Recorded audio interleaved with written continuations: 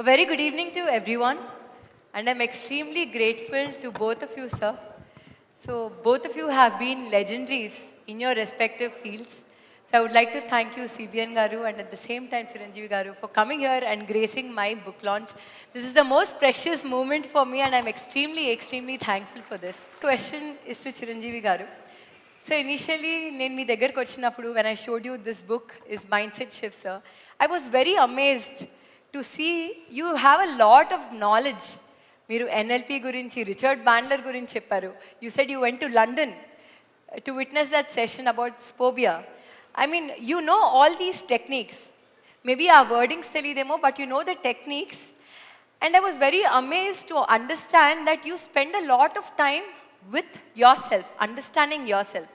So how important has been that spending time with yourself? And దానివల్ల అసలు ఎలాంటి ఉపయోగం ఉంది?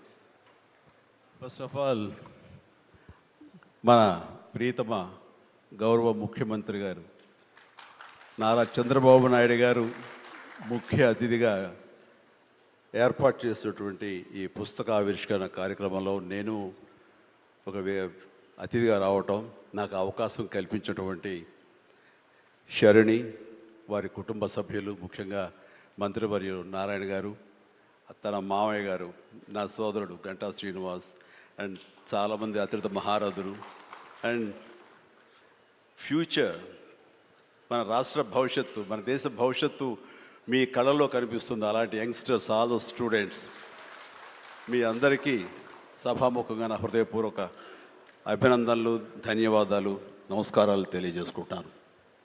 It's a great opportunity to be here one amongst you all. ఇలాగా శరణి ఇంటికి వచ్చినప్పుడు ఒక బుక్ రాశాను. అది మీరు ముఖ్యమంత్రి గారు ఇనాగ్రేట్ చేస్తే బాగుంటుంది, వెరీ పర్పస్ఫుల్ బుక్ అని అమ్మాయి చెప్పినప్పుడు చాలా అమేజ్ అయ్యాను నేను.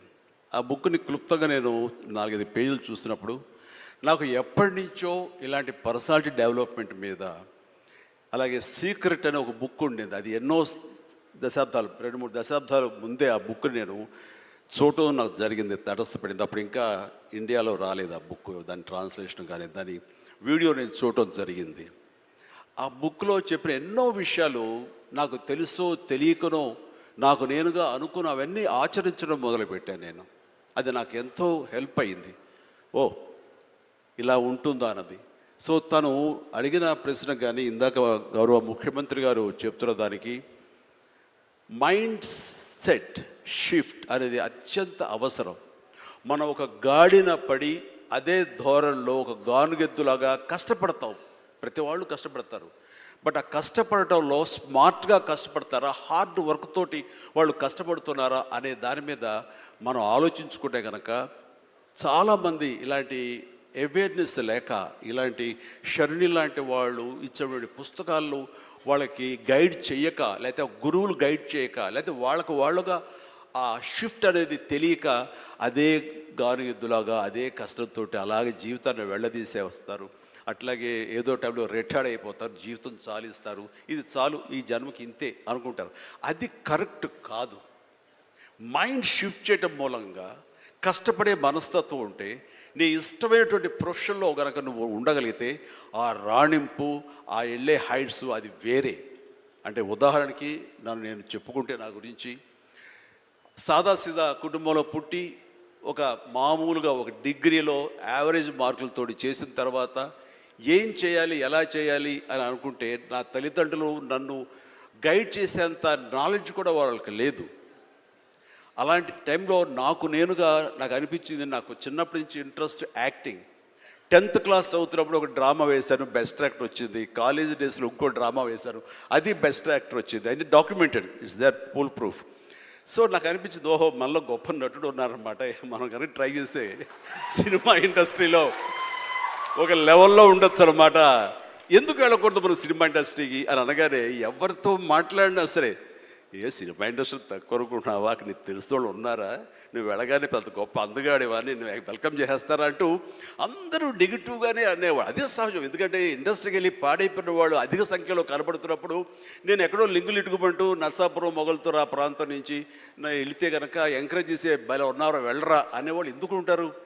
కానీ లోపల నా తపన అంతా ఇది కదా, ఖచ్చితంగా వెళితే వెళ్ళాలి అనిపించింది.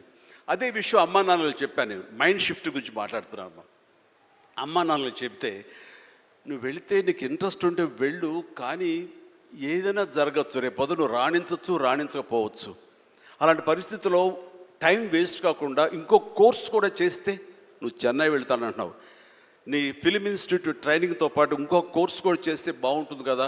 సపోజ్ ఇది రాణించలేదు, ఇంకో దాంట్లోకి వెళ్తావు, టైం వేస్ట్ కాదు అంటే వాళ్ళ మాట కాదనలేక ఏమో బొమ్మ పైకి సిరితే కాయిన్ బొమ్మ పడవచ్చు బొలుసు పడవచ్చు, జీవితంలో ఏది మనం ఊహించి చెప్పలేం అనే ఉద్దేశంతో నేను ఏం చేశానంటే ICWI institute of cost accountants and works of India, ఇది ఎగ్మూర్లో ఉంటుండేది చెన్నైలో. అక్కడ నైట్ కాలేజీ చేస్తూ పగలంతరేమో ఫిలిం ఇన్స్టిట్యూట్లో ట్రైనింగ్ తీసుకుంటూ అలాగా 2 జోడు గుర్రాల స్వారీ లేదా 2 పడవల మీద ప్రయాణం చేయడం ప్రయత్నం చేశారు. కానీ ఎక్కడో నాకు ఇష్టం లేనిది అంతంత మాత్రంగా తప్పదని చేయబడ్డటువంటి ICWA కోర్స్ మీద నాకు నిరాశక్త కలిగింది. దాన్ని నెమ్మదిగా దానికి తెలియదుకాలు ఇచ్చేసి వదిలేశాను. ఆ తర్వాత ఫిలిం ఇన్స్టిట్యూట్లోనే నేను ఏమైనా చేయాలి, చావో రేవో బతుకో చావు ఇక్కడే ఉండాలి, మనం ఇందులో చేయాలి. ఎప్పుడైతే నేను ఒక డెసిషన్ తీసుకున్నానో నన్ను నేను ప్రూవ్ చేసుకోవడానికి నేను కష్టపడి పనిచేయాలి, నేను ఇందులో సాధించాలి, ఏమైనా అయ్యి తీరాలి అంటూ చాలా స్ట్రాంగ్గా నేను అనుకున్నాను. లేకపోతే నాకు జీవితం లేదు అనుకున్నాను. అలాంటి పరిస్థితుల్లో సినిమా ఇండస్ట్రీలో ఫిలిం ఇన్స్టిట్యూట్లో నేను ట్రైనింగ్ తీసుకోవడం ఏంటి, సినిమా అవకాశాలు రావడం ఏంటి, అవి సద్వినియోగపరచుకోవడం ఏంటి, దాన్ని ద బెస్ట్ నేను చూపించుకోవడం ఏంటి, అక్కడ ఉన్నటువంటి డైరెక్టర్స్ వీళ్ళందరి చేత వావ్ అనిపించుకోవడం ఏంటి, అందరి దృష్టి నా మీద ఉండేలాగా నేను ఎక్కువగా యాక్టివ్గా ఉన్నటువంటి ఇవన్నీ నాకు దోహదపడి సినిమా అలాగా అంచెలంచెలుగా నేను ఈ రోజున మీరు చూస్తున్న ఈ స్థాయికి నేను వచ్చాను.